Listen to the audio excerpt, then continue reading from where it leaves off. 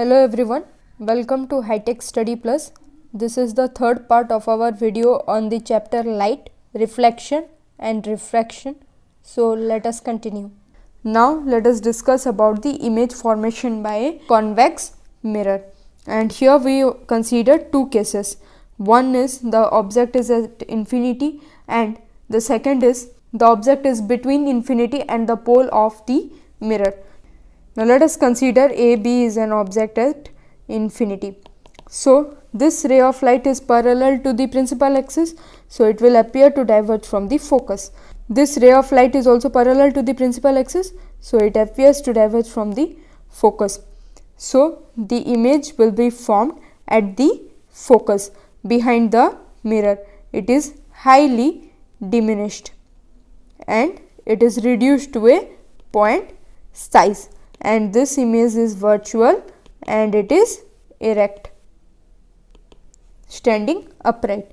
Now let us consider this case, and here the image is between infinity and pole P of the mirror. This ray is parallel to principal axis, so it appears to diverge from the focus. This ray is moving towards the center of curvature, so it will appear to diverge from the same. So here, now the image will be formed here,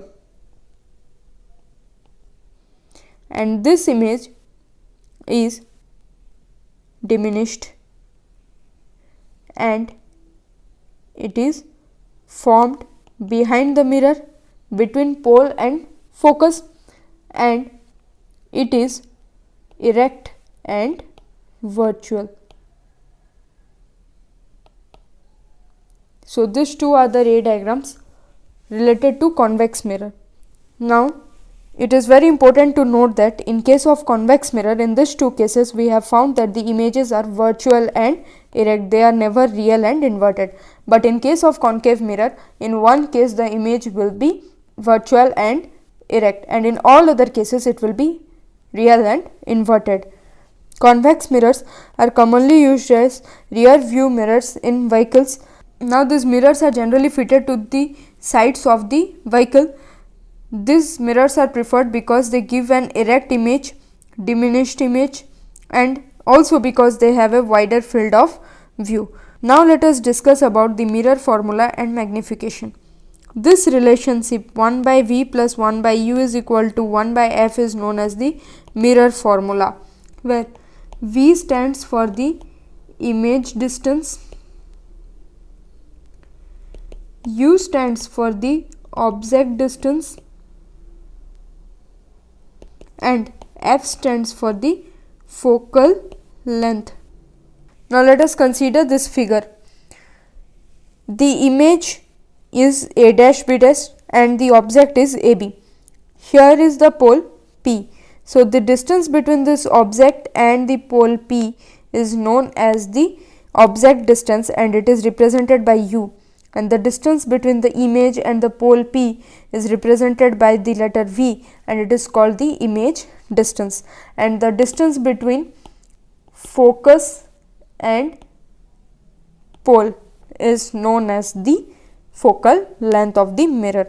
So now let us discuss the sign convention in case of the mirrors. Distances towards the right are taken to be positive, distances towards the left are taken to be negative. This is similar to a number line, and it can be remembered in this way also. Suppose here is 0, then the integers on the right are positive integers and the integers on the left are negative integers. So it is a simple way to remember this sign convention. And if the image is formed upwards from the principal axis, then it is taken to be positive, and if it is formed downwards, then it is taken to be negative. So if height is upwards, it is taken to be positive. If height is downwards, it is taken to be negative.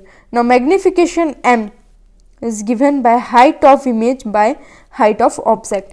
Magnification gives us an idea whether an image will be enlarged, whether an image will be diminished, or so on. And it is generally written as M is equal to H dash by H, where H dash represents the height of the image and H represents the height of the object.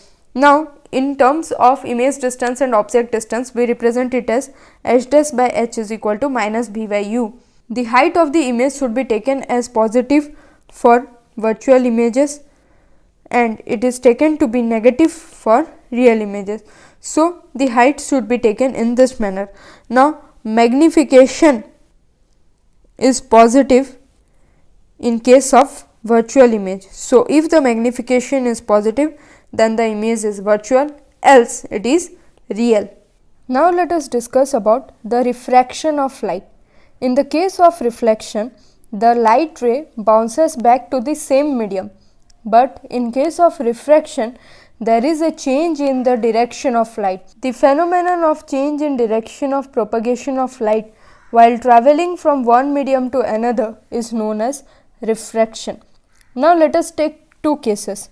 One in which the light is incident from a denser to rarer medium as shown in image 1, and another case in which light is incident from rarer medium to a denser medium as shown in image 2. So, in the first case, when light travels from a denser to rarer medium, it will bend away from the normal, and when a light ray will travel from a rarer medium to denser medium, it will bend towards the normal, and rarer here signifies that the medium is optically rare medium, and denser signifies that it is optically denser medium.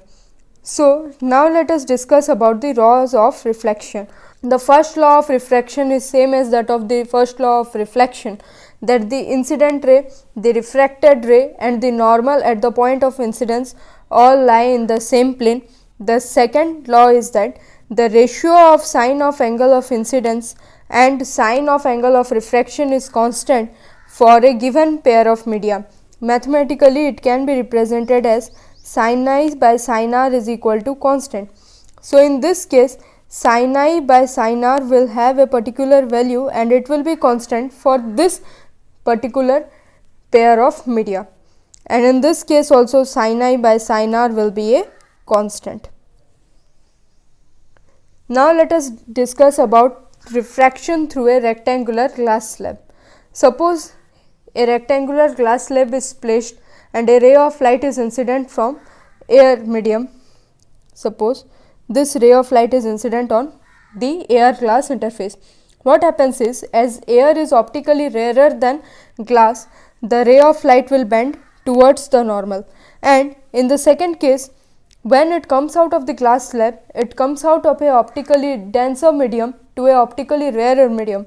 So, it bends away from the normal, but actually the incident ray would have taken this path if this glass slab would not have been there.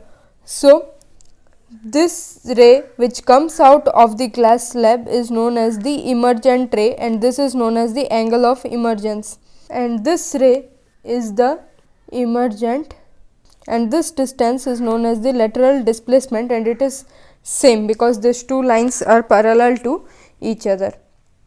Now, let us discuss something more about the refractive index of a medium with respect to another medium. Suppose a ray of light is incident from medium 1 to medium 2. This will be the angle of incidence and this will be the angle of refraction. So, if we find out N2 if we find out the refractive index of second medium with respect to first medium, then it will be V1 by V2, velocity of light in medium 1 by velocity of light in medium 2. And if we find the refractive index of first medium with respect to another, then it will be V2 by V1, the velocity of light in medium 2 by velocity of light in medium 1, or speed of light in medium 2 by speed of light in medium 1. If we try to generalize it, then we can write that the refractive index of any medium is equal to C by V, where C is the speed of light in air and it has a constant value of 3 into 10 to the power 8 meter per second divided by the speed of light in that medium.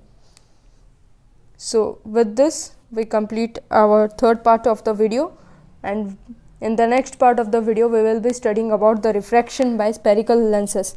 Thank you. That's all for today. In our next class, we shall continue with this.